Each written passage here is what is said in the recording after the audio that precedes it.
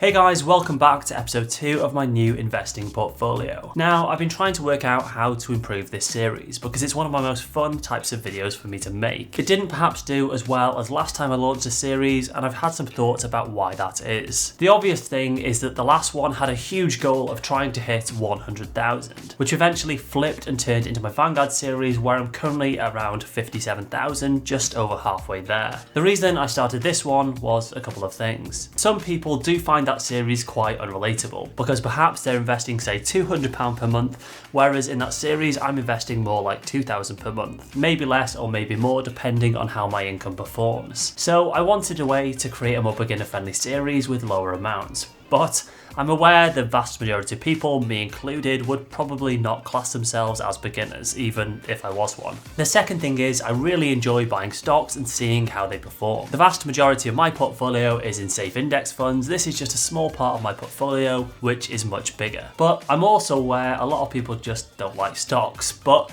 regardless, it's fun to see what happens with mine. Now, it's a bit of a weird one because the two actually don't go hand in hand. Beginners probably should be buying index funds and not stocks. So I've been giving it some thought, and you may have noticed I put this poll up to ask you guys your opinions on where I should go from here and what changes I could make to make it as inclusive as possible. So I'm going to implement some of these changes. First is I'm going to scrap the word beginner in the title for the reasons I've just mentioned. The second is I need to have some sort of goal. I didn't set one originally because I wanted to see how the series performs and how interested people are in it. But having some goal set and an end result of some kind that we're working towards would be a plus. I was thinking about this back and forth, and I thought back to one of my original plans when I first started. My goal was to build a separate portfolio not within an ISA or a SIP, which was able to generate profit, which would fall within capital gains tax. So I could use that extra income generated to fill my ISAs for the year, which would take off a bit of pressure. Now, this plan kind of got demolished by the changes the government made to capital gains and is making over the next couple of years, bringing it down from roughly £12,000 to eventually £3,000. But what I could do is I could actually take that 3,000 goal and work towards that. If we presumed I was going to get an 8% return per year, I could have up to £35,700 in an account.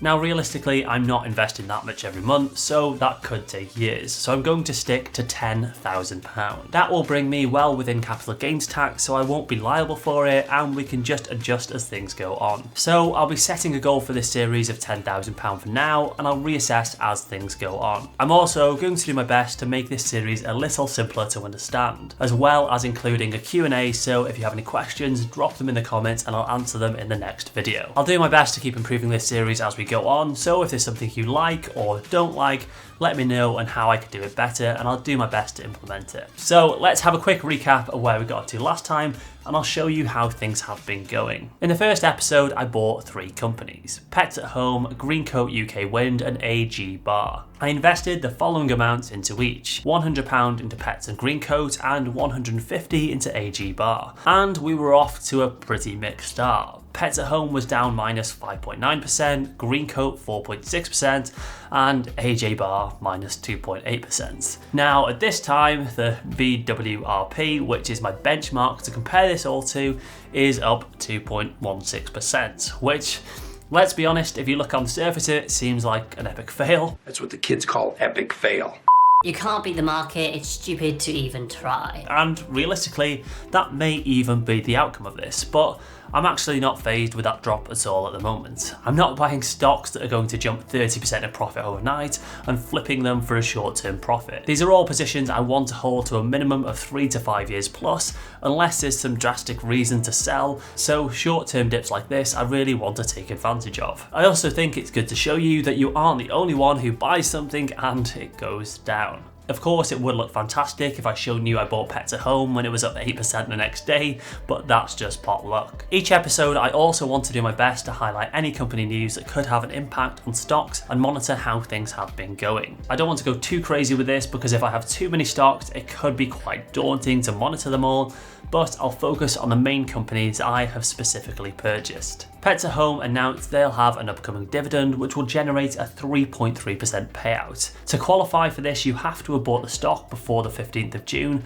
and it will be paid on the 11th of July. It's got a 56% payout ratio, which is well supported by their cash, so there's a good likelihood it will be honoured. This is lower than others in the industry, but I'm not buying it based on a dividend. It's just an added bonus. Pets are also using their debt very well, keeping a high amount of value in their equity compared to the debt, which is a good sign to see. The company has also completed a £50 million share buyback scheme. They will buy and cancel the shares, which will push up the share price and put them into a stronger financial position. Companies will typically do this for one of three reasons: to consolidate their ownership, increase share price, or to help attract more investors. It also helps them return equity to investors who may want to sell. AG Bar, on the other hand, have been having some difficulty and facing threats of workers striking. They weren't happy with the proposed 5% pay increase and have demanded more. The union supporting the workers said it equated to a real terms pay cut of -6.3%, and they said there will be no Iron Brew for summer if they don't increase their offer. They complained AG had increased their revenue by 18% but not reflected this change to the workers, despite AG calling it fair and competitive. So we'll have to see what happens with this one. I don't think this is particularly uncommon with the cost of living increasing and something we're bound to see a lot more of. With quite healthy company profit stats, problems like this causing temporary blips can be quite good points to take advantage of and buy more. So I decided to put another £50 into Greencoat and Pets to balance out my positions, and then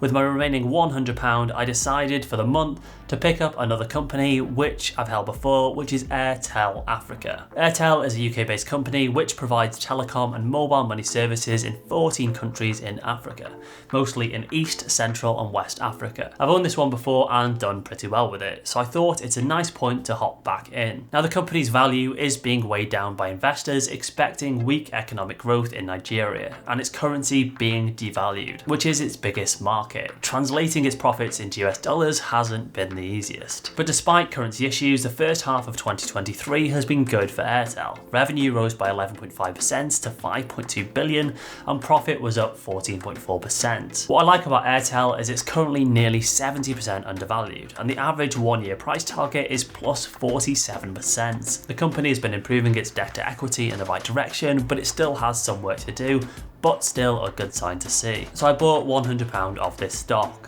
Now, on to the topic of free shares, because these are going to be quite impactful. I've been giving them some thought as I briefly touched on them last time. They do clog up the portfolio as they're all just dumped into the main section. So I think I've decided what I'm going to do with them. So since the last episode, I've actually had quite a few, about 18 in total, of various different values. Some are worth a lot more than others. For example, my one in the video was particularly good and one in Amazon. I am super impressed with the value of these and it's definitely a big help to the series if anybody signs up using the link. Now, what I'm essentially going to do is run through these stocks with the tools I use, Simply Wall Street and Seeking Alpha. I can then use their stock analysis tools to see if there's any red flags. For example, if I pick one like Delivery Hero, who I don't know a ton about, I can look them up and see they've got a growth potential of 93%, which on the surface of it seems good. But then I can see their snowflake analysis, which is an overall indicator of how good they look. On here, ideally you want to see a nice big green circle. The financial health has a few red flags, like their assets not covering their long-term liability, and their debt level is very high. Doing a bit more digging, I can see they're an online food ordering service, checking out their brands. But then when I see they did really well over lockdown, which you would expect,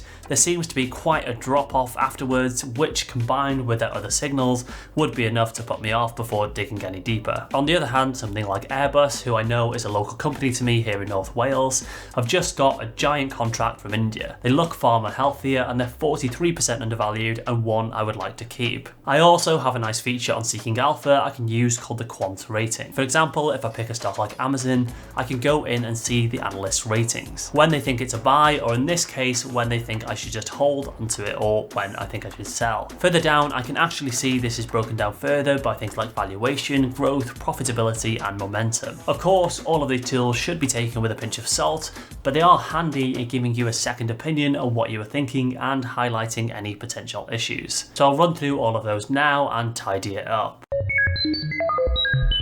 and we're done. A couple of these were pretty much a no-brainer for me. Nvidia has just had a massive surge in price, which I don't think is sustainable. Disney I can see struggling, at least in the short term, as a cost of living crisis increases. People aren't going to be rushing to spend $1,000 on theme park tickets. I've cleaned a couple of the others up, as I also do want to keep this somewhat manageable. And what I've done with these is add these to my watch list on Simply Wall Street, which allows me to monitor the performance and keep up to date with any news. It's nice to see that all of these are in good positions, except for UK wind, which is stated as overvalued. But I believe they have such a strong sector into the future and a huge dividend, so I'm not too worried about them right now. So that has actually given me some more cash on my account, which is nice. What's nice is you get 1.65% interest, which is actually better than most. I wouldn't expect them to pay anything being a low-cost provider. They usually tend to make some of their profit from cash held on account, which is fair enough. So you can see I'll be getting a whopping 0.014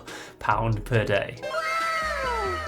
And here is how the portfolio is looking. The current balance is £697 and I put in 600 cash. I'm not entirely sure how I want to track the progress of this because I think short term comparing it seems somewhat pointless as I'm looking at a 3-year plus timeline. I'm aware that the free shares I've got will skew the results slightly, but the eventual purpose of this will be to see how the companies compare to the market. So I'll do that perhaps at certain milestones, maybe 6 months, 12 months, etc., just to see how it's comparing. Let me know what you guys think on that one. I'm also going to answer a couple of questions each episode, so let me know if you have any and I'll include it in the next one. Ryan asked, this portfolio is in a trading account and not an ISA. Confused how tax on your profit works. This account is within here because my main portfolio is within an ISA, which I'll be releasing soon. I'm just in the process of transferring it and I will post an update. Any profit I make in this account is falling under capital gains tax. It's actually when you sell the shares and realise a profit, and you can use it to offset your losses too. It's probably not worth worrying about until you actually make a profit.